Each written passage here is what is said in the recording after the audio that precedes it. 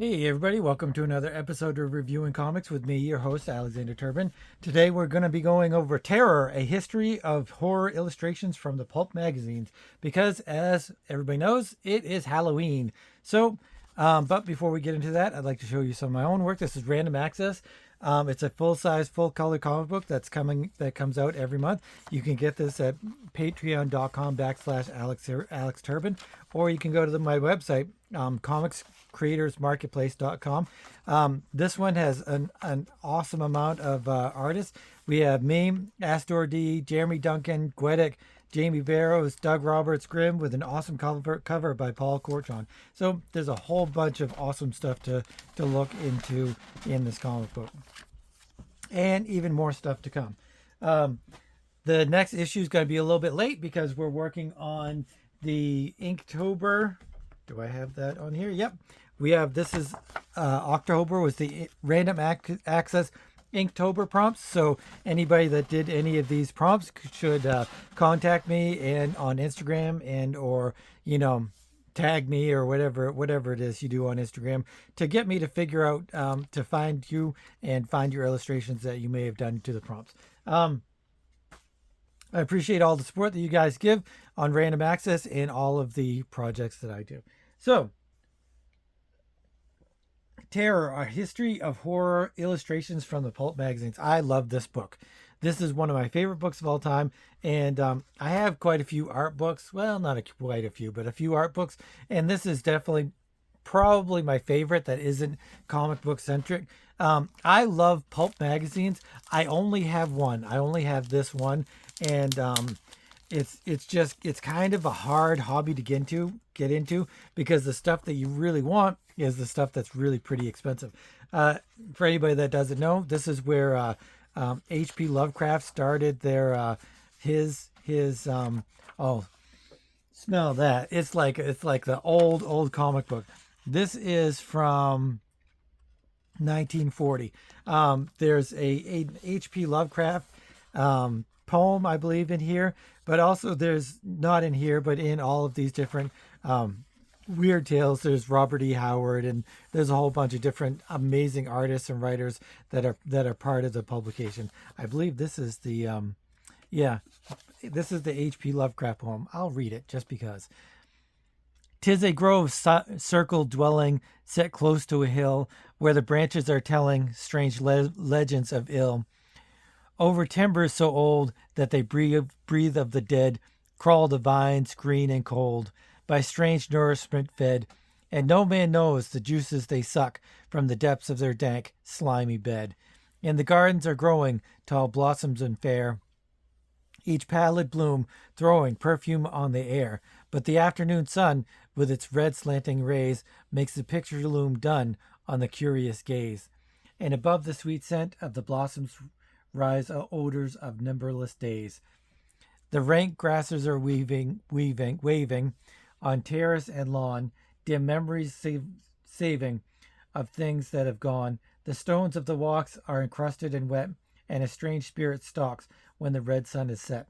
And the soul of the watcher is filled with the faint pictures he fain would forget. It was in the hot June time I stood by that scene, when the gold rays of noontime beat bright on the green, but I shivered with cold, groping feebly for light, as a picture unrolled in my age-spanning sight. So the time I had been there before flashed like fulgury out of the night. So that's a cool H.P. Lovecraft poem.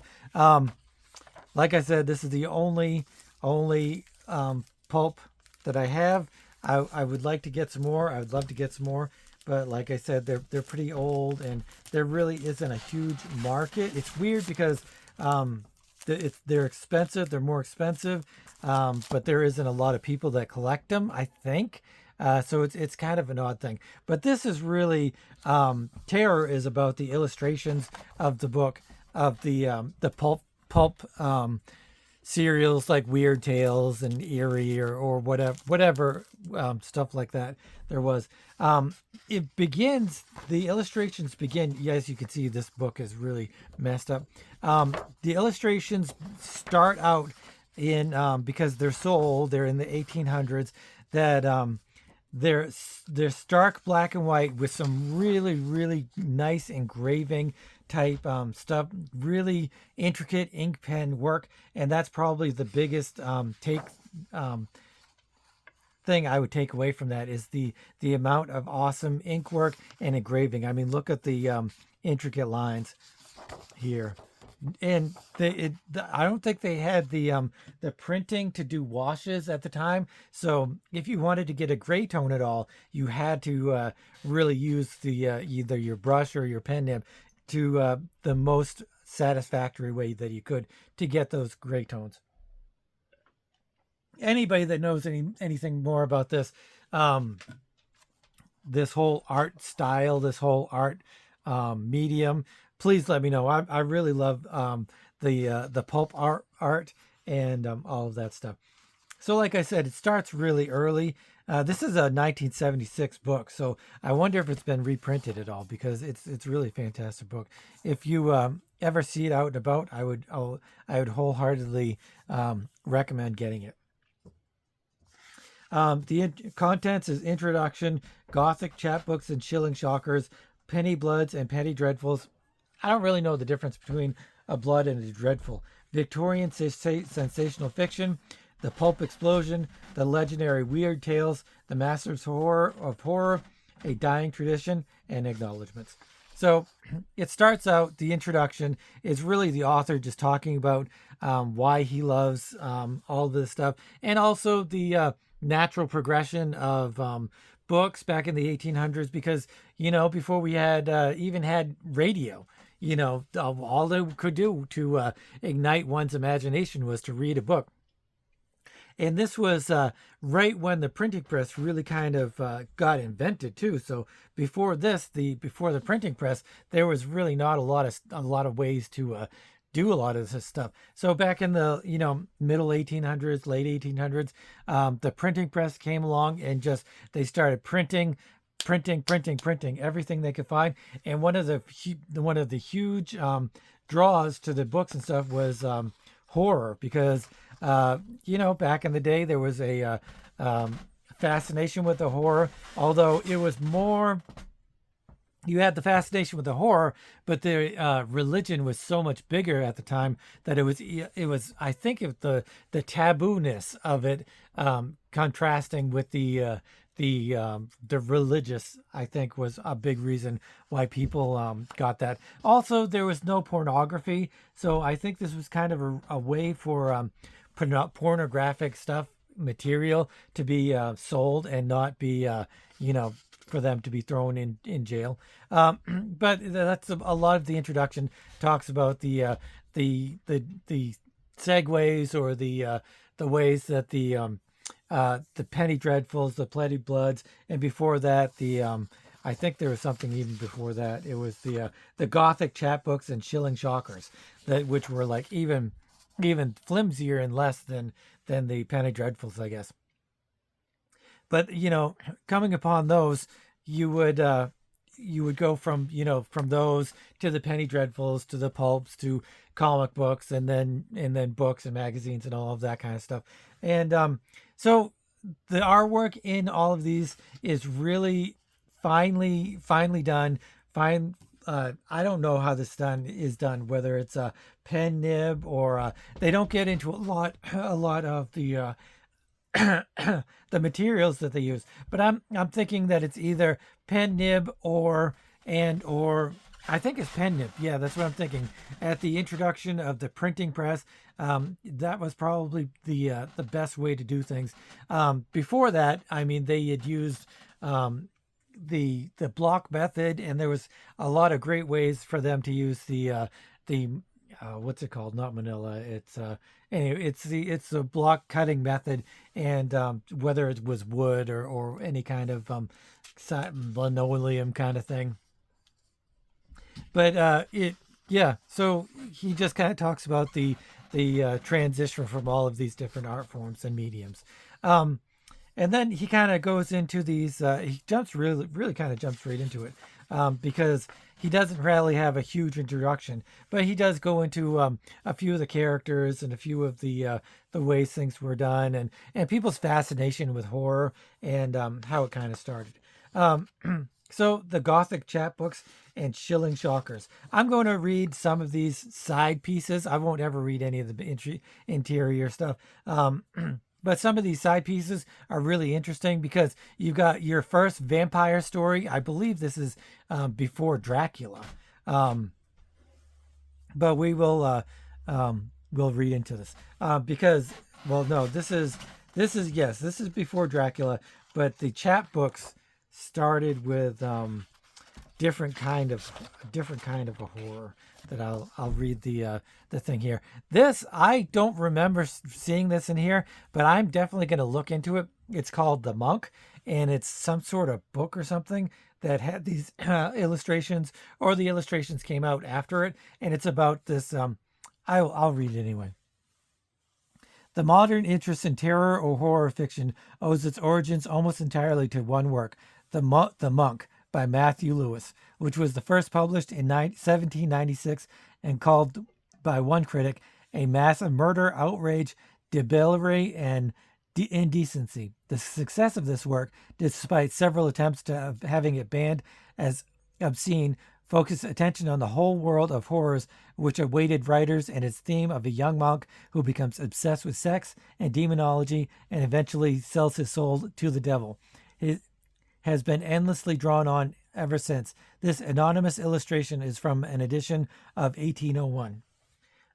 So they reference the monk several times in these chapbooks, and even I think in the beginning of the pulps. But there's that to me is very interesting, and I'm going to look that up and try to find a copy if I can read it, because reading the very first horror book or horror story, that would be very interesting, you know. Still among the most widely read of all horror novels, Mary Shelley's Frankenstein, 1818, was a product of a nightmare of the young authoress. She was only 19 at the time, suffered while staying with her lover, the poet Shelley, in Switzerland.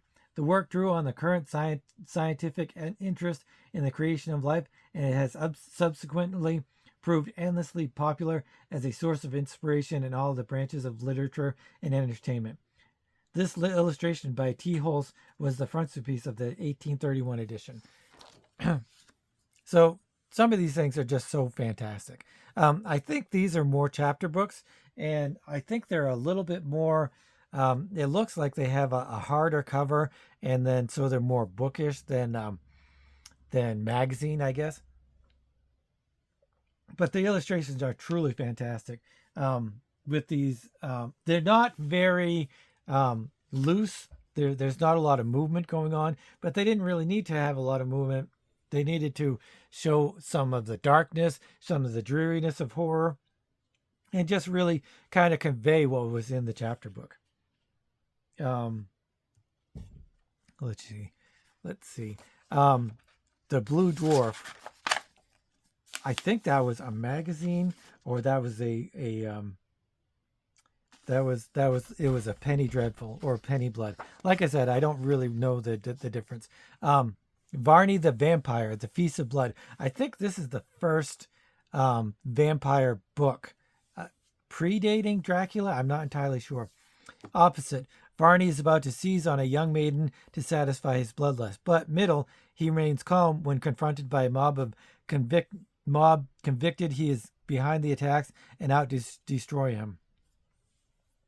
Although all those who had been turned into vampires by Varney had to be put to their final rest in the traditional manner of having a wooden stake driven through their hearts, the master of the undead had to bring about his own, and when his interest in bloodletting and that of the public finally ran out by jumping into a volcano. So that's kind of interesting. I don't know if this predates Dracula. I will have to look into that, I guess, because they don't say anything about Dracula. But this is the Patty Dreadfuls. If anybody's watched the TV show, it's a fantastic show. It's really great. I think I might have to rewatch it. Get my wife to watch it too, because it is really fantastic. And here's some more of these great illustrations by I don't know who they're by, but They're really fantastic. One of the things though is that they all look very similar. I think the technique that they used was so widespread. I guess that's why they all look alike. Um, or maybe it's just the way that they're doing their things. I think it's so much taken from block prints and cutting from block prints and stuff like that.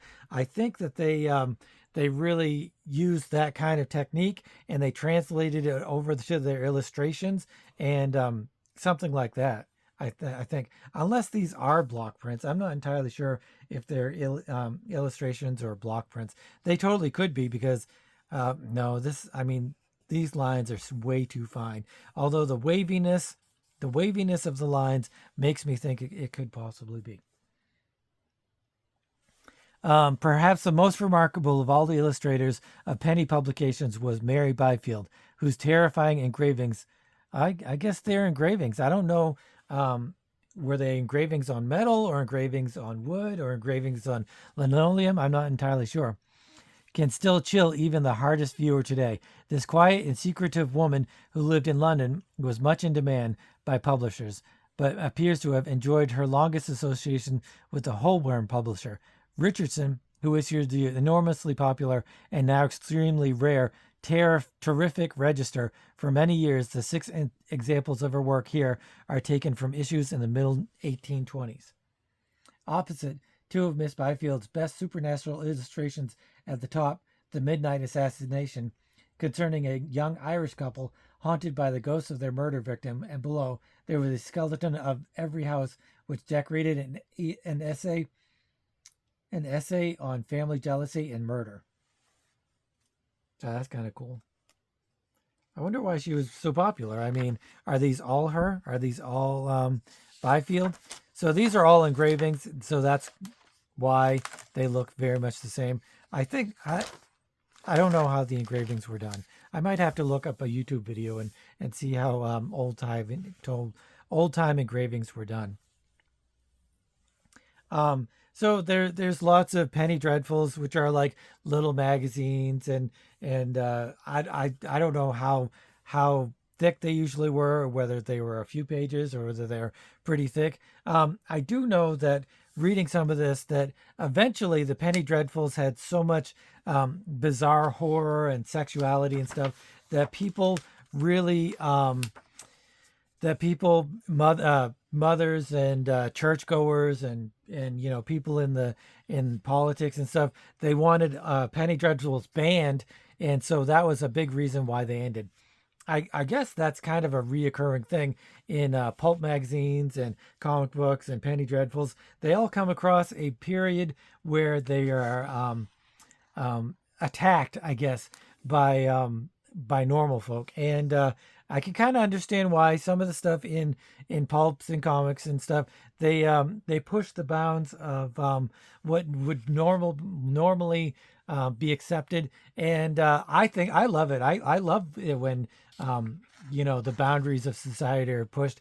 But the normal people in the churches, they don't love that. They don't love the boundaries pushed or anything. This is a great thing. I'm going to read this.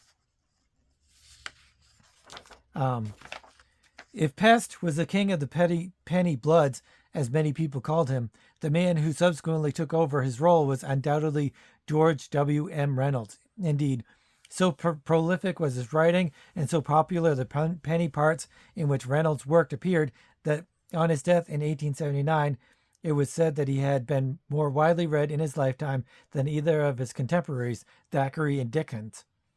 Reynolds introduced supernatural themes in several of his works, but three stories stand out above the rest, and illustrations from them are reproduced on these pages. Wagner the Werewolf, 1846 to 7, is probably only slightly less famous than Varney the Vampire, and it is certainly one of the earliest stories, if not the very first novel in English to deal with the werewolf theme.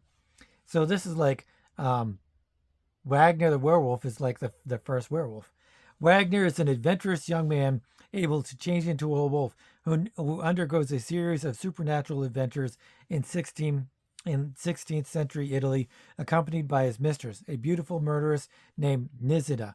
Wagner becomes involved with Italian bandits, Rosicrucians, Turkish invaders, and many others during the course of his exploits. Bottom. In human form, or as a werewolf, he fears neither man nor devil and eventually meets a well-deserved end. The illustrations are the work of an artist who specialized in the field, Henry Annele. That's awesome. These engravings are really fantastic. I cannot imagine doing engraving. I mean, this is like what, a week's worth of work, 2 weeks worth of work. Who knows how long it takes, and to get any kind of real gray tone there is just truly amazing. I think what I'm going to do is go through the Penny Dreadfuls and get to the pulps, which is really what I wanted to look at, was the pulps. But I think we're going to leave it at the pulps, and we'll look at that next time. Next time at some point, I guess. So here are more Penny Dreadfuls here. Buffalo Bill's Spy and the Shadower, or Land and Sea. Look at you can see a lot of influences these must have had on Barry Windsor Smith. This looks like Barry Windsor Smith art itself. I mean, look at these cross hatchings, because I guess he's one of the few American, or not American, but well, he is American, I think, but one of the few comic book artists that still did cross hatching and does cross hatching. There really isn't a lot of cross hatching in comic books when you think about it. I know there was a story of Jack Kirby, where he did some cross hatching and he showed it to his publishers, and the publishers like, "What's this hay? What's this hay doing on here?" And he's like, "It's cross hatching," and they're like, "Get rid of it. No more cross hatching." So that was the end of his cross hatching. Presented gratis with numbers 1 and 2 of The Skeletal Horseman or The Shadow of Death. The Skeleton Horseman, Red Hand, and Paul Pyrrell defend the rescue of Lady Alice. I think this is also when the Three Musketeers came into being. Tales of Highwaymen were perhaps the most popular of all subjects with the youthful readers of Penny Dreadfuls. And no hero was busier than Dick Turpin. The most successful penny part to feature him was Black Bess, or The Knight of the Road by Edward Viles, 1863, which lasted for 254 weeks and consisted of 2.5 million words. Turpin's fictitious adventures took him to many locations and into the company of various other famous highwaymen.